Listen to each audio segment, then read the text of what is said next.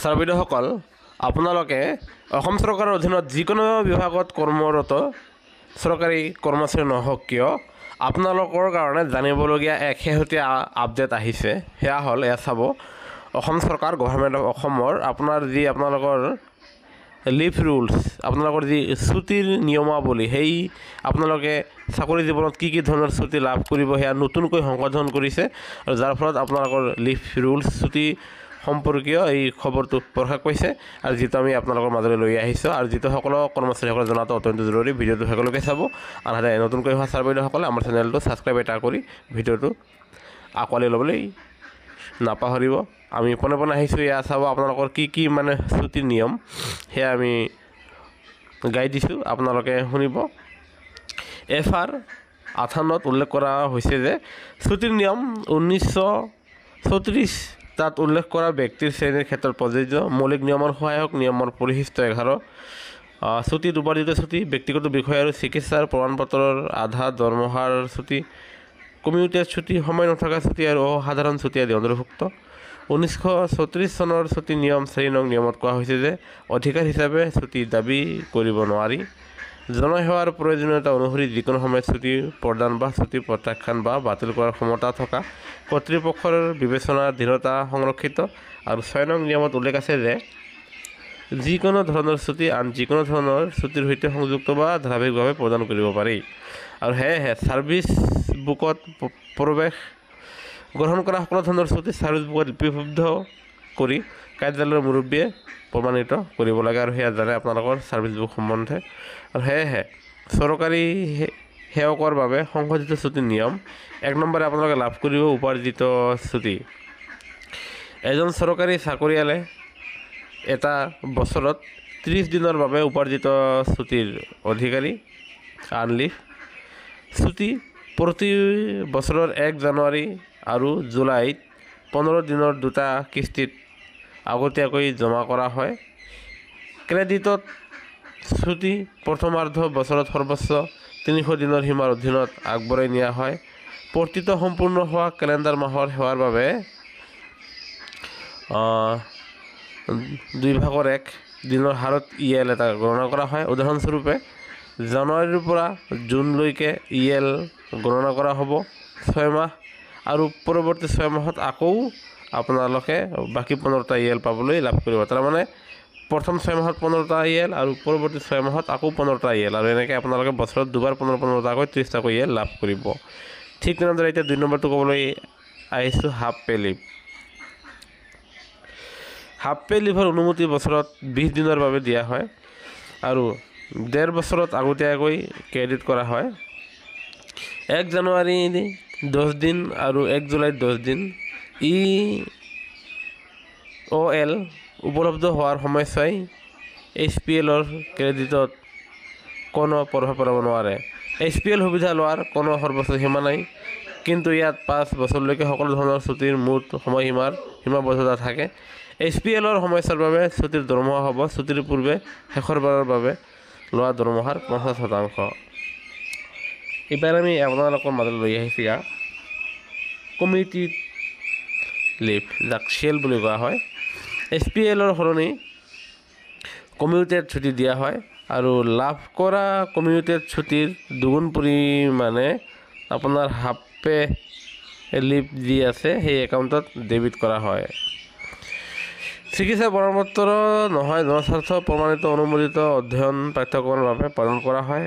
EL ক্ৰেডিটত থাকিলেও ইয়াৰ সুবিধা ল'ব পাৰি। যদিহে কৰ্মচাৰীজনে ছুটিৰ পিছত কৰ্তব্যলৈ ঘূৰি অহাৰ সম্ভাৱনা থাকে, তেতিয়াহে ইয়াক প্ৰদান কৰা হয়।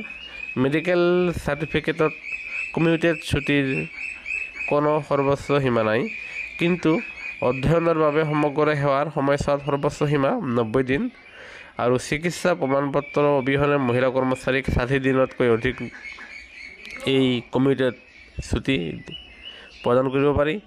প্ৰসূতি ছুটি অব্যাহত ৰাখি আৰু কিছুমান চৰ্ত আৰু সীমাৰ অধীনত শিশুক দত্তক লোৱাৰ সময়তো কমিউটেড ছুটিৰ সময়ত এই এলৰ দৰে ছুটি দৰমহা আপোনালোকে লাভ কৰিব। 4 নম্বৰে ছুটি নট ডু, আৰু যি ছুটি নোটটো পৃথকে উপাৰ্জন কৰা নহয় আৰু সেয়েহে পৃথক হিচাপে কৰা নহয়। যেতিয়া SPL ক্ৰেডিট ছুটিত নাথাকে তেতিয়া সময়সীমা নহয়। লিভ নোটটো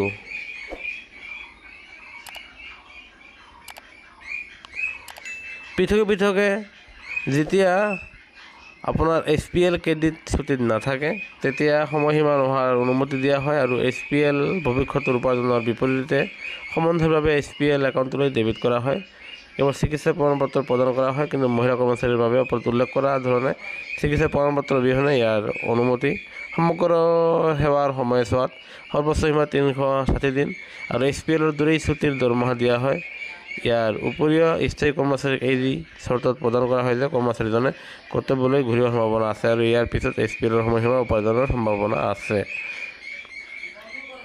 অস্থায়ী কৰ্মচাৰীৰ বাবে TB, কুষ্ঠ, কেঞ্চাৰ বা মানসিক ৰোগৰ দৰে দীৰ্ঘদিনীয়া ৰোগৰ ক্ষেত্ৰত এই চৰ্তত অনুমতি দিয়া হৈছে যে কমেও এবছৰ সেৱা কৰা হৈছে আৰু তেওঁ কৰ্তব্যলৈ ঘূৰি অহালৈকে পথ চলি থকাৰ সম্ভাৱনা আছে।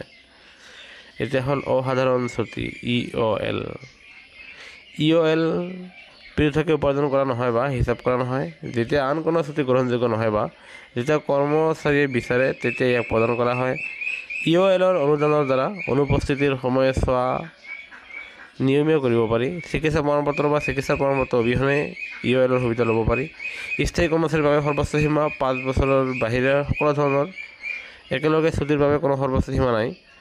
চিকিৎসাৰ প্ৰমাণপত্ৰ থকা বা অবিহনে এটা সময়ত মাত্ৰ 3 মাহলৈকে EOLৰ অনুমতি দিয়া হৈছে। ন্যূনতম এবছৰৰ সেৱা থকা অস্থায়ী কৰ্মচাৰীৰ বাবে চিকিৎসা প্ৰমাণপত্ৰ 6 মাহলৈকে আৰু দীৰ্ঘদিনীয়া ৰোগৰ চিকিৎসাৰ বাবে 18 মাহলৈকে EOL প্ৰদান কৰিব পাৰি। জনস্বাৰ্থত প্ৰমাণিত প্ৰকিউটিং অধ্যয়নৰ বাবে 24 মাহলৈকে EOL বণ্ড আদি উৎপাদনৰ অধীনত 3 বছৰীয়া সেৱা থকা কৰ্মচাৰীৰ ক্ষেত্ৰত প্ৰদান কৰা হয়। EOLৰ সময়ত কোনো ছুটিৰ দৰমহা প্ৰদান কৰা নহয়। অৱশ্যে নিৰ্ধাৰিত প্ৰমাণপত্ৰৰ প্ৰদৰ্শনৰ অধীনত প্ৰথম 180 দিনৰ বাবে CCA HR গ্ৰহণযোগ্য। চিকিৎসা প্ৰমাণপত্ৰ নথকা EOL বৃদ্ধি আৰু পেঞ্চনৰ বাবে গ্ৰহণ কৰা নহ'ব যদিও ইয়াৰ বাবে সেৱাৰ বিৰতিৰ প্ৰয়োজন নহ'ব। এতিয়া আমি আহিছোঁ কেতবৰ লিভৰ অনুমোদন। চৰকাৰী কৰ্মচাৰীক আকস্মিক ছুটি প্ৰদান কৰাৰ সময়ত তলত উল্লেখ কৰা ভিত্তিসমূহ বিবেচনা কৰা হয়। যদি কোনো চৰকাৰী কৰ্মচাৰী আকস্মিক ছুটিৰ সুবিধা গ্ৰহণ কৰে তেতিয়া ই গ্ৰহণযোগ্য নহয়, তেন্তে তেওঁ নিজৰ দায়িত্বত তেনে কৰিব আৰু সাধাৰণতে তেওঁক বিনা বেতনে ছুটিত অনুপস্থিত বুলি গণ্য কৰা হ'ব। প্ৰত্যাশিত কাৰণত আকস্মিক ছুটিৰ বাবে পূৰ্বৰ অনুমতি লোৱা হ'ব। অনুমোদনৰ আশাত অনুপস্থিতি তেতিয়াহে সহ্য কৰা হ'ব যদিহে ছুটিৰ প্ৰয়োজনীয়তা আগতেই অনুমান কৰিব পৰা নাযায়। এনে ক্ষেত্ৰত আকস্মিক জৰুৰীকালীন অৱস্থাৰ প্ৰকৃতি আবেদন উল্লেখ কৰিব লাগে আৰু অস্থায়ী অসুস্থতাৰ বাবে আকস্মিক ছুটিৰ বাবে আবেদন কৰা প্ৰতিষ্ঠানৰ এজন সদস্যই প্ৰয়োজন হ'লে ছুটিৰ দ্বাৰা আবেদন কৰিব পাৰে। আৰু ঠিক তেনেদৰে আৰু আছে অনুমোদন কৰ্তৃপক্ষ চিকিৎসা প্ৰমাণপত্ৰ বা চিকিৎসালয়ৰ টিকট দেখুৱাব লাগিব। কোনো আবেদনকাৰীৰ বাসগৃহৰ পৰা দাখিল কৰা আকস্মিক ছুটিৰ আবেদনত তেওঁৰ আৱাসিক ঠিকনা থাকিব লাগে। যদি তেওঁ ছুটিৰ সময়ছোৱাত মুখ্য কাৰ্যালয়ৰ পৰা ওলাই যাবলৈ প্ৰস্তাৱ দিয়ে তেন্তে মুখ্য কাৰ্যালয় এৰি যোৱাৰ অনুমতি ল'ব লাগে আৰু ছুটিৰ ঠিকনাও দিব লাগে। আকস্মিক ছুটি লোৱা আৰু পলমকৈ উপস্থিতি দেখুওৱা এটা বিমূৰ্ত বিবৃতি উপস্থিত পঞ্জীৰ শেষৰ স্তম্ভত প্ৰদৰ্শন কৰা হ'ব আৰু মাহটো শেষ হোৱাৰ লগে লগে অধিক লোকে একত্ৰিত কৰিব। ছুটি বিভাগৰ কাম কৰা কৰ্মচাৰীৰ বাবে ছুটিৰ প্ৰাপ্যতা। ছুটি বিভাগত কৰ্মৰত চৰকাৰে কোনো ছুটিৰ সুবিধা গ্ৰহণ নকৰিলে উপাৰ্জিত ছুটিৰ অধিকাৰী 20 দিনৰ আধা দৰমহা ছুটিৰ পৰিৱৰ্তে 10 দিনৰ উপাৰ্জিত ছুটি লাভ কৰাৰ অধিকাৰ আছে। প্ৰসূতিকালীন ছুটি। দুটাতকৈ কম জীৱিত সন্তান থকা এগৰাকী মহিলা কৰ্মচাৰীক 135 দিনলৈকে প্ৰসূতিকালীন ছুটি দিয়া হ'ব পাৰে। প্ৰসূতিকালীন ছুটিৰ সময়ত ছুটিৰ দৰমহা উপাৰ্জিত ছুটিৰ দৰেই হ'ব। কোনো পৃথক একাউণ্ট ৰখা নহয় আৰু ছুটি একাউণ্টৰ মন্তব্য স্তম্ভত মাত্ৰ এটা প্ৰকাশহে কৰা হয়। ইয়াক আন পাতৰ লগত মিলাই ল'ব পাৰি। বিশেষ অক্ষমতা ছুটি। এই ছুটি এজন বিষয়া অসমক প্ৰদান কৰা হয়। আঘাত, আকস্মিক আঘাত বা কৰ্তব্য পালনত হোৱা অসুস্থতাৰ দ্বাৰা প্ৰদান কৰিবলগীয়া ছুটিৰ সময়সীমা চিকিৎসা বৰ্ডৰ দ্বাৰা প্ৰমাণিত হ'ব লাগে আৰু এই অক্ষমতাৰ ক্ষেত্ৰত 24 মাহলৈকে অধিক হ'ব নালাগে। এই ছুটি আন যিকোনো ধৰণৰ ছুটিৰ সৈতে মিহলি কৰিব পাৰি। এই ছুটি পেঞ্চনৰ বাবে সেৱা গণনাত শুল্ক হিচাপে গণ্য কৰা হ'ব আৰু ছুটিৰ একাউণ্টত ডেবিট কৰা নহয়। ELৰ দৰে প্ৰথম 120 দিনৰ বাবে ছুটিৰ দৰমহা গ্ৰহণযোগ্য। বাকী সময়ছোৱাৰ বাবে HPLৰ দৰেই ছুটিৰ দৰমহা হ'ব 50%। অধ্যয়ন ছুটি ইয়াক ইষ্টে চৰকাৰে নিৰ্ধাৰণ কৰা চৰ্তত বৈজ্ঞানিক, কাৰিকৰী বা অনুৰূপ সমস্যা অধ্যয়ন কৰিব বা বিশেষ শিক্ষাৰ পাঠ্যক্ৰম গ্ৰহণ কৰিবলৈ প্ৰদান কৰিব পাৰে। এনে ছুটি একাউণ্টৰ বিপৰীতে ডেবিট কৰা হয়। ঠিক তেনেদৰে আছে ৰাজহুৱা স্বাৰ্থত বদলি হোৱা চৰকাৰী কৰ্মচাৰীক যোগদানৰ সময় প্ৰদান কৰা হ'ব, যাতে তেওঁ একেটা ষ্টেচনতে বা নতুন পদত যোগদান কৰিব পাৰে। 180 দিনতকৈ অধিক সময়ৰ বাবে অস্থায়ী বদলিৰ ক্ষেত্ৰত কোনো যোগদানৰ সময় গ্ৰহণযোগ্য নহয়। কেৱল প্ৰকৃত ট্ৰেনজিট সময় ভ্ৰমণৰ ক্ষেত্ৰত গ্ৰহণযোগ্য হোৱাৰ দৰে অনুমোদিত হ'ব পাৰে। যোগদানৰ সময় আৰম্ভ হ'ব যদিহে পুৰণি পদৰ দায়িত্ব এৰি দিয়াৰ তাৰিখৰ পৰা আৰম্ভ হ'ব, যদিহে দুপৰীয়া চাৰ্জ অভাৰ কৰা হয় বা তাৰ পিছৰ তাৰিখৰ পৰা যদি চাৰ্জ বিয়লি শেষ হয়। একেটা ষ্টেচনৰ ভিতৰত নতুন পদ যোগদান কৰিবলৈ বা যিটো ষ্টেচনৰ পৰা আন এটা ষ্টেচনত বাসস্থান সলনি কৰাটো জড়িত নহয়। চৰকাৰী কৰ্মচাৰী এজনক এদিনতকৈ অধিক সময় দিব নোৱাৰিব।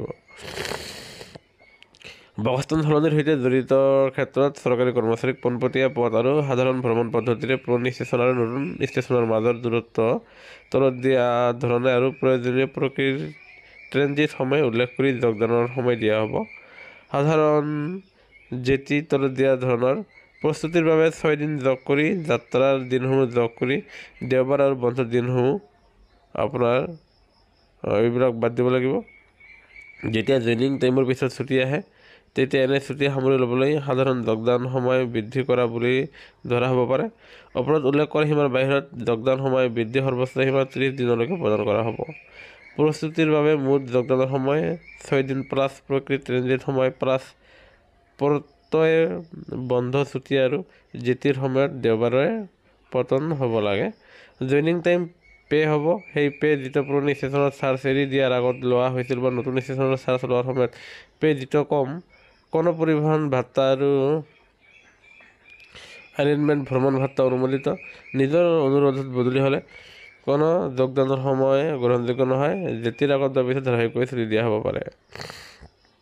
বৈদেশিক সেৱা চৰকাৰী সেৱাজনে ইয়াৰ বাহিৰে নিগমিত বা নোহোৱা সংস্থা এটাৰ প্ৰতি ইচ্ছুক হ'ব লাগে, যিটো সম্পূৰ্ণৰূপে চৰকাৰ আৰু স্বায়ত্তশাসিত পৰিষদৰ মালিকাধীন বা নিয়ন্ত্ৰিত।